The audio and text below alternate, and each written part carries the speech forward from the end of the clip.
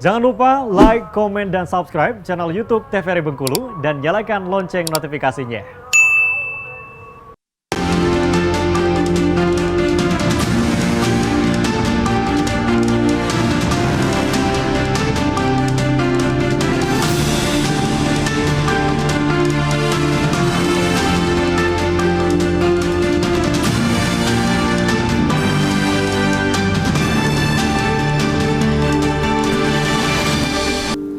Ya, terima kasih pemirsa TVRI Bengkulu, Anda kembali menyaksikan program acara Berendo bersama saya Afriko Zuhri. Masih dalam tema yang sama, yakni membahas waspada kampanye negatif di media sosial.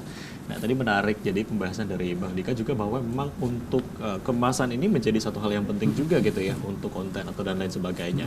Nah, tapi kalau mungkin dari Bang Sony sebagai pengguna media sosial, banyak mungkin kemasan-kemasan ini memang dengan tujuan yang negatif.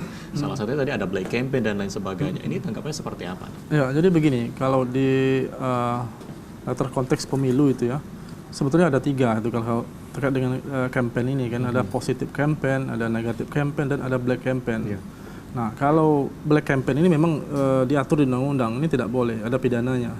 Di undang-undang ITE juga ada kan. Nah, kalau negatif campaign ini sebetulnya diperbolehkan. Dalam artian begini, karena semua orang di masa pemilu ini kita nggak tahu ini kan, semua orang menampilkan kebaikan, menampilkan wajah-wajah malaikat seperti itu kan. Jadi semua tidak tahu bahwa bagaimana dia backgroundnya, record dia bagaimana selama ini. Nah, bagaimana membawa ini ke permukaan, record dia ini, pengalaman dia, ini makanya dibutuhkan juga negatif campaign. Bahwa ternyata dia pernah tersandung kasus ini misalnya kan, bahwa ternyata dia ini nggak sesuai dengan slogan dia misalnya seperti itu kan. Ini dibutuhkan dalam artian penyeimbang dari positif campaign. Dibutuhkan negatif campaign itu dalam konteks pemilu itu ya. Tapi kalau kita melihat juga untuk negatif campaign ini terkadang juga terkesan untuk mengadu domba gitu ya. Jadi antar paslon ini justru mengeluarkan negatif campaign gitu dengan calon-calon yang lainnya. Tapi memang porsinya harus diatur saya pikir. Yang pertama jangan sampai ke ranah privasi yang sangat lebih jauh itu kan. Nah, belum lagi juga jangan sampai nanti mengarah malah ke black campaign itu kan. Ini perlu diantisipasi. Dan perlu sama-sama kita ingatkan semua masyarakat ini kan, bahwa jangan sampai ini mengarah ke black campaign itu. Terkadang memang mengarah ke sana, akhirnya ada black campaign dan masyarakat yang tidak memahami langsung menerima informasi yang diberikan gitu. Nah, kalau dari Bang Dika sendiri melihat bagaimana kemasan banyak disalahgunakan gitu ya. Tadi ada black campaign dan juga negatif campaign ini sendiri seperti apa? Kalau ngomongin tentang sosial media sekarang, apalagi yang mengemas itu buzzer ya kita bilang ya. Banyak buzzer-buzzer yang mungkin mengemas atau menggiring opini masyarakat publik itu dengan konten-konten yang mereka buat sih itu banyak ya. Nah, ini juga yang jadi PR. Terkadang orang-orang yang memang sengaja bikin black campaign ini mereka mungkin sudah mempelajari gimana niche-nya anak muda itu tertarik gitu. Jadi ketika ada sebuah pembahasan yang sebenarnya dalam tanda kutip itu black campaign gitu atau negatif seperti tadi, itu memang kemasannya menarik gitu sehingga kita yang awalnya oh iya gitu seperti itu, padahal sebenarnya tidak belum seperti itu, belum tentu gitu. Nah, ini juga yang harus kita antisipasi sih, apalagi untuk anak muda kan, kalau misalnya ngelihat video-video yang seperti itu ya memang harus lebih memfilter. Nah, tugas juga buat para politisi gimana mereka ya harus lebih kreatif sih, bikin kemasan kampanyenya gimana caranya untuk ya setidaknya mereka harus menjaga kredibilitas mereka gitu di ranah sosial media gitu. Nah, kalau untuk kita sebagai peran pengguna media sosial pasti juga harus ada kewaspadaan gitu, karena memang kita nggak bisa tuh asal nerima gitu informasi-informasi yang diberikan. Nah, kalau dari Bang Dika sendiri, untuk kita mewaspadai diri kita agar memang tidak terjebak dalam informasi yang salah ini seperti apa? Karena saya orangnya suka konfirmasi ya. Jadi apapun yang saya dapat tuh saya harus mengkonfirmasi. Konfirmasinya dalam artian kalau misalnya saya dapat satu informasi yang sederhana aja, misalnya berkaitan ya hukum gitu, saya akan coba compare dengan informasi dari sumber lain gitu, apakah benar atau enggak. Kalau misalnya ada 2-3 informasi yang senada dan medianya juga kredibel, berarti ini udah valid gitu.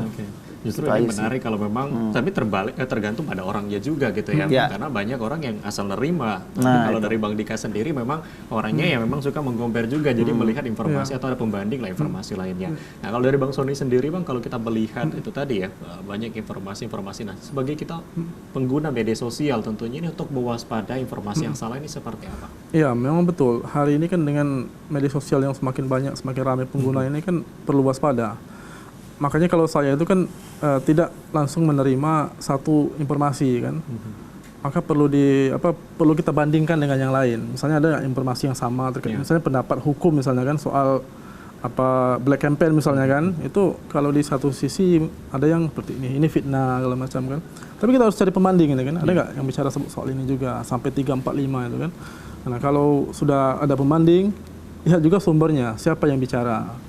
Dan juga kalau itu di media, lihat media apa. Kalau itu media mainstream atau media sudah umum, biasanya itu lebih akurat. Itu ya, saya seperti Jadi itu. memang harus ada hal yang memang kita perhatikan. Iya, gitu.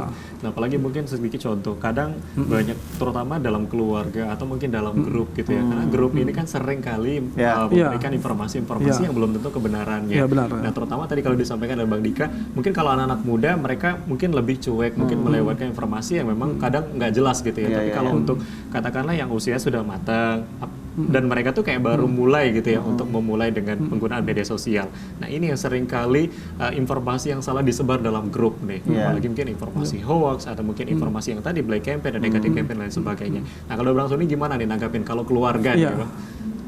Ya, makanya kalau saya itu perlu ini dulu ya, diverifikasi dulu kan. Kalau kita sebelum meng-share sebuah berita misalnya kan, ada berita hoax itu kan, yang kita nggak tahu ini benar atau enggak itu kan, cuma kayaknya seru ini judulnya itu kan, makanya perlu kita verifikasi dulu. Ini udah benar atau belum, tadi kan kayak ada pembandingnya, sumbernya, segala macam itu kan. Dan setelah betul akurat, perlu dipertimbangkan juga orang di grup itu secara psikologinya siapa-siapa itu kan. Karena jangan sampai nanti ada ketersinggungan pribadi kan. Karena saya pernah juga ini kan, pengalaman seperti itu kan, ada kita posting ada satu kasus itu kan. Kasus udah vonis itu kan, betul ini real kan. Kita posting, kita masukkan ke grup WA itu kan. Ya itu ternyata ada saudaranya itu kan. Ada saudaranya. Jadi kurang enak itu kan. Jadi bukan hanya memperhatikan dari hasil postingan, tetapi kita ingin memposting juga perlu diperhatikan. Nah, berkaitan dengan pengguna media sosial, tadi disampaikan memang saat ini memang semakin meningkat orang yang menggunakan media sosial ini sendiri, dan pastinya pelanggaran juga semakin meningkat. Tapi kalau untuk pelanggaran berkaitan dengan kampanye negatif ini sendiri, nah kalau dari Bang Sony melihat pelanggaran, karena ini kan tadi ada aksi adu domba, mungkin ada aksi juga ya saling mengeluarkan lah kekurangan dan lain sebagainya. Nah, untuk aksi-aksi seperti ini kita sebagai masyarakat gimana nih memahaminya? Apakah mungkin ada bentuk kita bisa melaporkan mungkin, atau seperti apa sih kita sebagai masyarakat ini? Yang pertama yang Bung Riko bilang itu adalah black campaign itu kan. Nah, itu diatur di Undang-Undang Pemilu. Dalam artian bisa dilapor ke Bawaslu.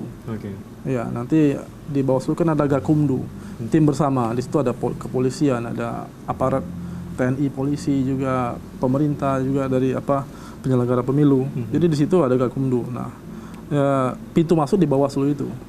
Kalau misalnya ada pelanggaran dalam ini, kita kalau sudah masuk ke ranah pemilu ya. Kalau sekarang kan belum masuk tahapan ini. Ini jadi peluang juga untuk para calon ini memainkan peran itu karena belum ada masuk aturan itu kan.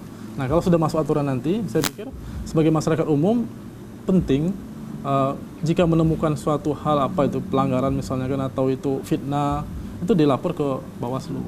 Seperti itu. Jadi memang ada tempat dan juga ada wadahnya gitu untuk masyarakat bisa melaporkan. Tapi kan memang tadi disampaikan kalau saat ini belum masuk ranah dari kampanye. Tapi kan banyak juga di media sosial paling sekarang. Dia ke undang-undang ITE paling. Di media sosial sekarang juga banyak sudah beredar, maksudnya para elit politik ini yang sudah mulai untuk memberikan kampanye, padahal memang belum masuk dalam masa kampanye itu sendiri. Memang sudah ada informasi-informasi yang diberikan. Nah, kalau dari Mbak Dika sendiri melihat informasi politik yang saat ini sudah mulai beredar, itu tadi ada negatif dan juga ada black campaign dan lain sebagainya. Nah, ini seperti apa sih menanggapi? Apakah mungkin kita apa yang harus memang kita lakukan gitu yang melihat hal ini? Nah, kalau ngelihat sekarang itu memang kayaknya semua politisi, semua partai politik pun sudah berupaya untuk gimana citra mereka naik ya di sosial media, entah dengan pendekatan-pendekatan yang memang mereka merujuk pada gimana tren bersosial media sekarang gitu. Ada yang pendekatannya bagus gitu, ada yang pendekatannya mungkin kurang, dan ada yang mengambil sisi-sisi yang seperti tadi ya, mereka mengangkat isu-isu yang kira-kira bisa menjatuhkan lawan politiknya lah ya.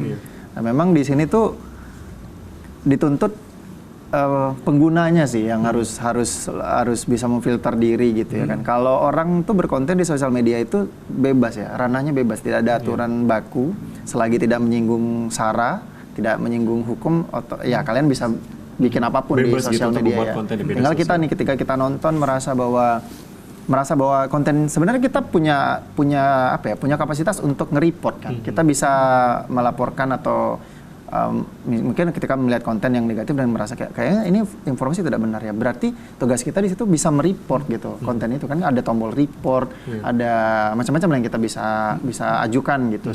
Semakin banyak orang yang melakukan itu, otomatis konten tadi bisa di take down gitu. Artinya memang sebebas-bebas informasi yang disebarkan itu kembali kepada diri kita juga, bagaimana kita menerima informasinya. Baik, kita akan lanjutkan kembali nanti setelah break. Dan pemirsa TVRI Bengkulu masih dalam Berendo. Kali ini kami akan kembali setelah jeda pariwara berikut ini. Jangan kemana-mana.